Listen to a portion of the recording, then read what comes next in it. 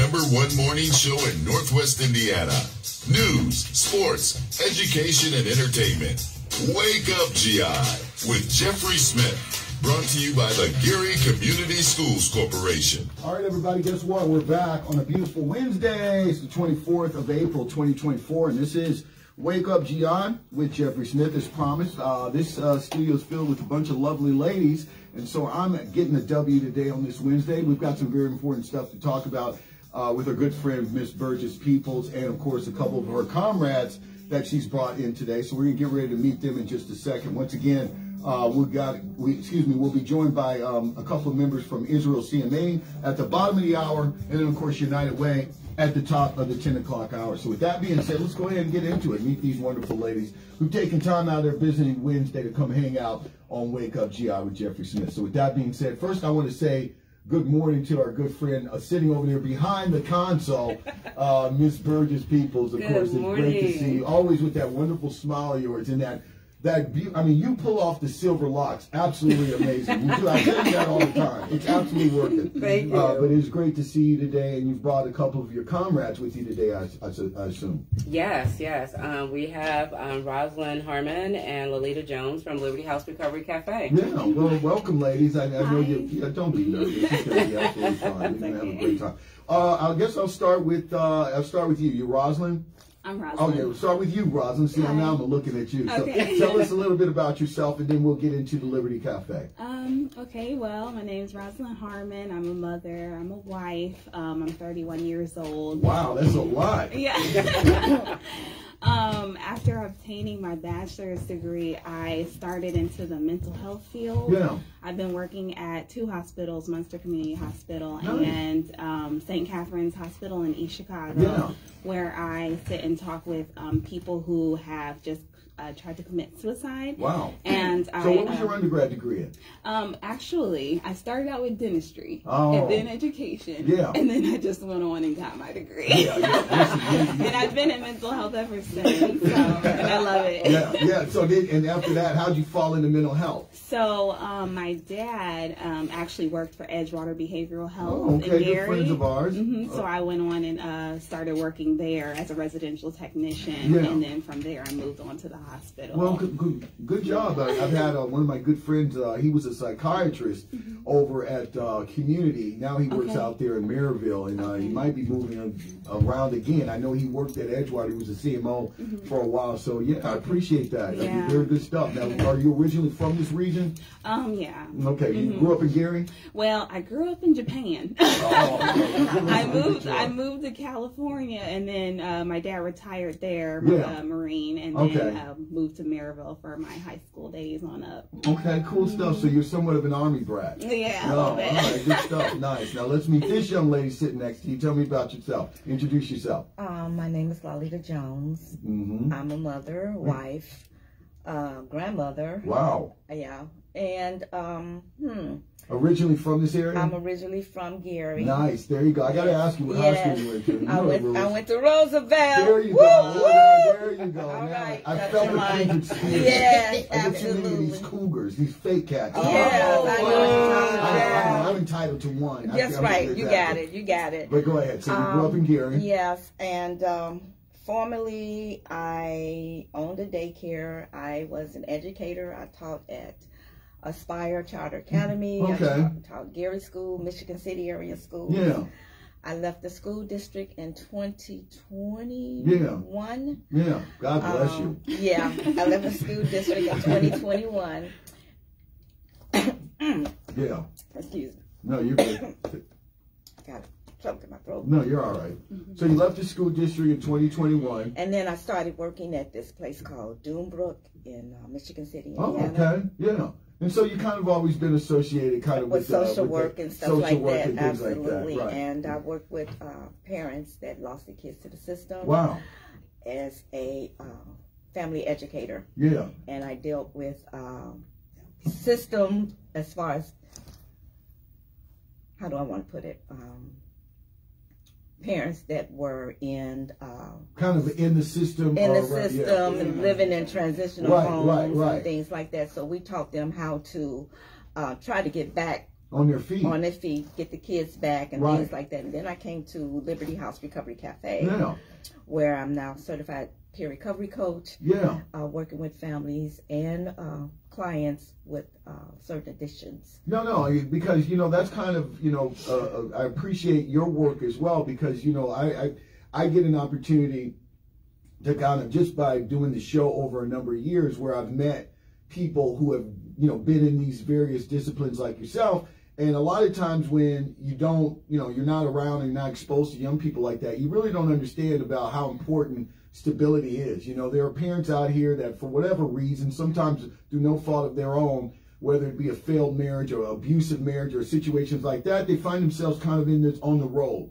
It's a certain type of homelessness, but they find, you get what I mean? And so that child obviously is going to undergo all that, and it's going to create a little bit of instability, you know, not only in their home, but obviously among their peers, because, you know, while their friends might be going home to stable homes, they go home to a little bit of uncertainty, and that can just bring a whole nother set of problems that interfere with the learning of that child. And I would assume the burden and pressure on those parents. Yeah, absolutely. Yeah. I've worked with parents that have kids in shelters. Yeah.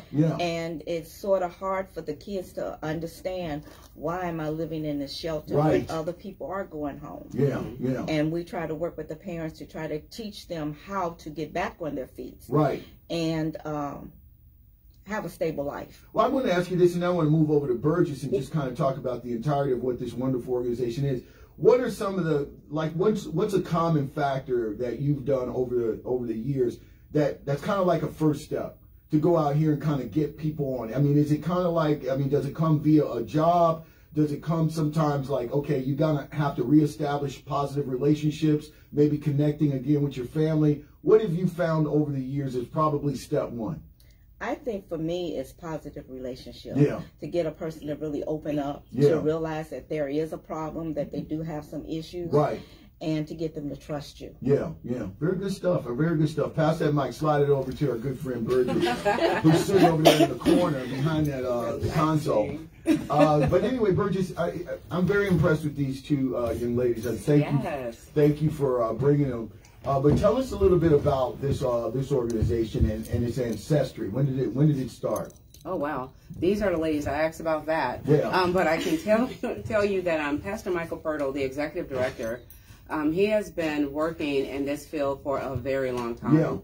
Yeah. He's licensed and accredited by the state of Indiana to do this work. Right. So establishing Liberty House Recovery Cafe and hiring wonderful minds and hearts like these benefit the whole community and the region, actually, for those that need this. So it's touched really close to my heart. My sister, she was a recovering addict and alcohol, and she was,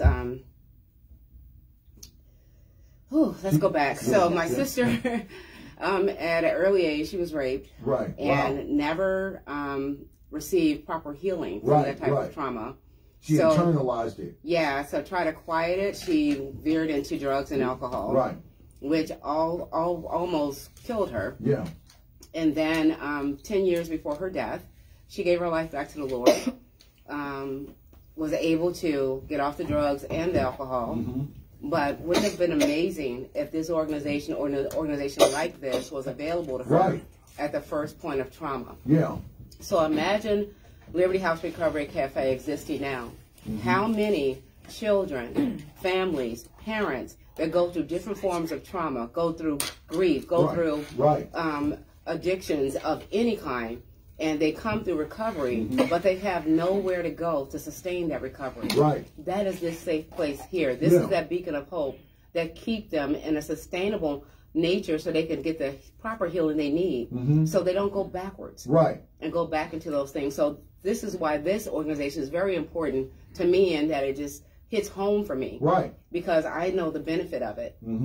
And pushing and helping them coordinate a fundraiser to sustain their sustainability is huge because you don't want an organization like this having to cut services because the funding is not available. And I know for a fact that I am not the only one that have a family member or a friend or somebody you just know that is going through something that can benefit Right. from the services and the resources that Liberty House Recovery Cafe offers. Yeah. So on May 24th, Yes. the fundraiser will be at the Chateau Banquet Hall in La-di-da. Maryville. Look at you. Yes. I love the food there. I do too. It's amazing. Yeah. But they can go online to www.libertyhouserecoverycafe.org. Purchase your ticket, support this organization. If you can't make it to the event, say you're living out of state, you can be a monthly subscriber Right. to make sure that someone get the proper help they need and the love that Liberty House Recovery Cafe offers. Now, let me ask you this, and I'm going to go to Rosalind in just a minute.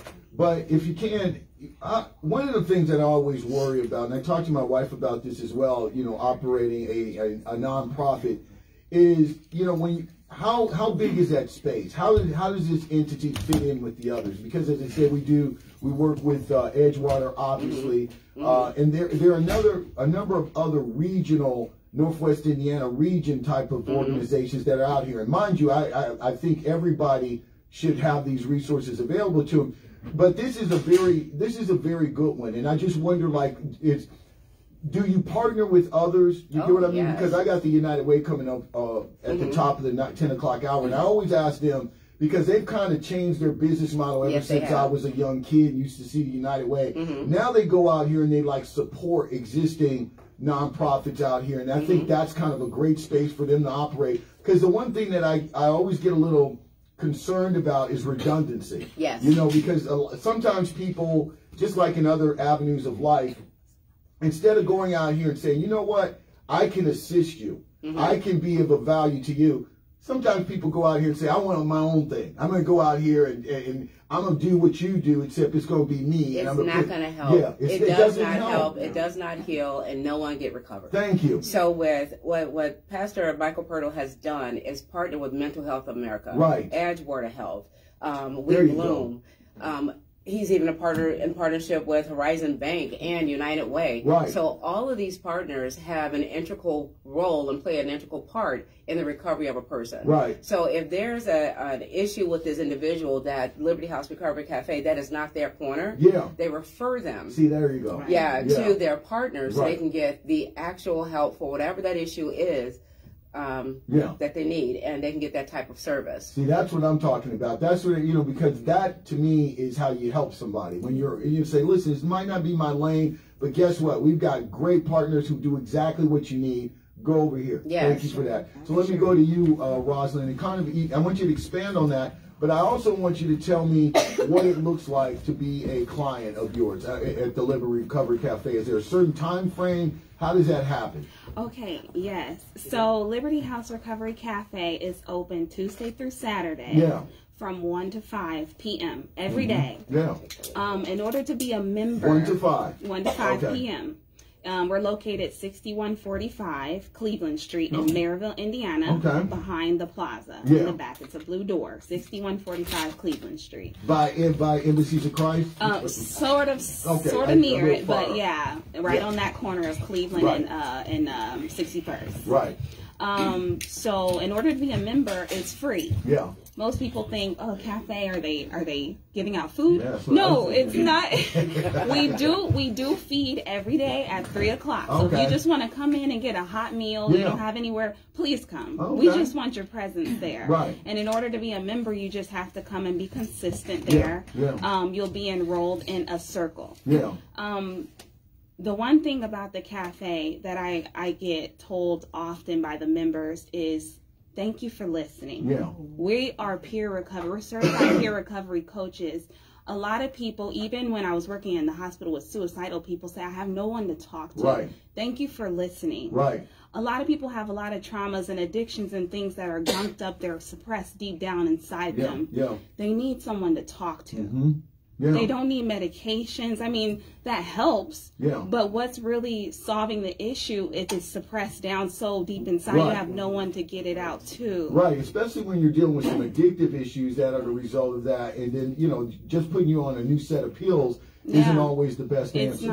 And often in the hospital we call it, we have a revolving door. There you go. You know, we have our frequent flyers. This is what they're referred to in the hospital. They get out. We give them some medicine. They go to an outpatient. They do a little bit of rehab, And what happened? No one talked about what is really going on deep down inside. And that's where we step in. That's where this community is very important and beneficial to each person, because people need to talk about what is really going on. Let's go back. Let's go back to when you were 5. You know, let's talk about what happened with your parents or what you've been through that caused the addiction in the first place. Now, let me ask you this, because you've had experience, obviously, on the medical side in the hospital realm. How available are you all to the hospitals? Because you bring up, some people listening to the show know how I feel about Big Pharma. And I got an opinion about everything, but Big Pharma is something I have an opinion about. It's kind of personal. I just remember when my dad was kind of sick when I was in college, and I remember coming home one time, and my dad wasn't his normal self. He was lethargic, and I looked inside of the medicine cabinet. My mom asked me to give him some pills. You know, I was an only child, so I'm coming home from college, and there were like 14 pills. And my dad was, you know, he'd be going into either sitting outside in his favorite spot or sitting in his, you know, the dad chair in the den that all dads have. And he would just literally be there for hours and not move. And it was just pills upon pills. And at the time, I had gotten in, you know, I'm at Tuskegee, I'm in veterinary school, so I'm in pharmacology, so I'm reading all the labels, and it was just overkill. And so I've always kind of had, I've always hoped for a more holistic approach to illnesses. I understand the role of medicine, I appreciate it, but I always want that. So I'm glad to hear, or I want to hear about how hospitals are utilizing you all as a tool. So working at the hospital, I've thought about how can I make the connection. You know, I really would like that connection to be made, because I was just talking to a doctor the other day in the cafeteria, and I told him what I do outside of work. You know, he was just asking. I don't know why he asked. He just randomly asked. And I told him he hasn't even heard of a recovery cafe. A lot of hospitals don't even, this is a you know, a up and coming thing right now. It's new. So a lot of hospitals don't even know, doctors don't even know about recovery cafes or know that they're even present. So we're still working to try to get the word out that this is an option that you can refer your patients to. See, it takes a bold doctor. I've had a couple of physicians who come on the show who fit that category, but I also respect that, because two of my very good friends are physicians, grew up with them, and they're doctors. I also respect the fact in the world that they operate in, and a lot of times to get outside of, you know, the insurance network, or to kind of go against the grain and not necessarily prescribe or things like that is a little bit bold. And so, you know, I always appreciate the doctors, though, that do go out here and say, you know what, that's what I'm looking for my patients. Less is more. And if we can get to the root of the problem, that's where the healing starts. If we could get more doctors that will really just, you know, be sincere with themselves and say, this is for the patient. That's what we live to do, is for the patient, and think less about the dollar sign and how can we benefit. Well, college is expensive, and that third beach home has a mortgage. Okay. So we have a little, you know, debate there, you know. But if, you know, if we can get more people on board, you know, even after you send them to the outpatient rehab centers, that they can then, you know, refer over to these communities, and just getting the word out about us, you know, that way they know that, hey, there is a safe space for you to come and seek healing, true healing. You know, we do exercises classes. We do sober social events like painting. We do sewing. You know, we do a lot of different activities where people can express themselves in different ways, because maybe some people, I have one guy right now who he expresses himself through his art. And that's how he gets it out. The other day he drew a skull. That looked, but he had a story behind it. So that skull meant something, but he was getting it out, you know? And that's what we need. We just need to get it out. I'm going by there and I see a skull, I'm coming to get you. I don't know what that means. So it's just a safe haven. It's a community. Everyone uplifts each other. We encourage each other, you know, we encourage growth, and we cultivate compassion there, and show each other respect, and then, you know, we just give back in whatever way we can. So what's the time frame average, on the average, for a patient and their stay before they kind of have completed and are allowed to try to get back on their own? It depends. There is no time frame. Okay. You're in recovery when you say you are. Yeah. And you're out of recovery, and whatever recovery is to you, that's what you make it to be. Yeah. We're just here to help guide you in the right direction that you want to go. Yeah. You need to go talk to the Methodist hospitals now. Okay. We're going to make that happen. Because it's, I mean, it's so refreshing to hear this. And so I know we're kind of pressed for time. I want to get back to the fundraiser you all have coming up. Yes, please. Give us some logistics. Give us the details, because we need folks to come out there and buy the ticket. I'll let my colleague go ahead. go into that. Introduce yourself again. Say your name. Lalita Jones. Hey, Lalita. Go ahead. Hi. Our fundraiser is May 24th, 2024 at the Chateau. The tickets are $100 each. Okay. We want everyone to come out and participate. Right. You know, not just for the fundraiser, but just to find out the information about the Liberty Recovery Cafe and what we do offer there. Yeah. And if you can't make it, please give a donation. Right. No small donation. No donation's too small. Absolutely. Right. That's what I was going to say. I know you were. No donation is too small. Yeah. You know, whatever you can give, please give. But we really want you to come out May 24th, 2024 at the Chateau. Yes. At what time? 5 o'clock. 5 o'clock to celebrate with us. Yeah, make an evening of it. And make an evening of it. Get dressed. You know, it's a black tie affair. Okay. So put on your fancy dress, your fancy shoes, your pretty makeup, your nice jewelry, and just come out and now, what about the guys? What are we doing? Makeup and jewelry. I'm hearing about all you. Well, you know, if the women are dressed up, you know the men are going to come fly, right? I know. I was just hearing a lot of women stuff. Right. But yes. Please. Shine your shoes, guys. Absolutely. Put your tux on and come out and enjoy with us. We would love to have you. You having a DJ?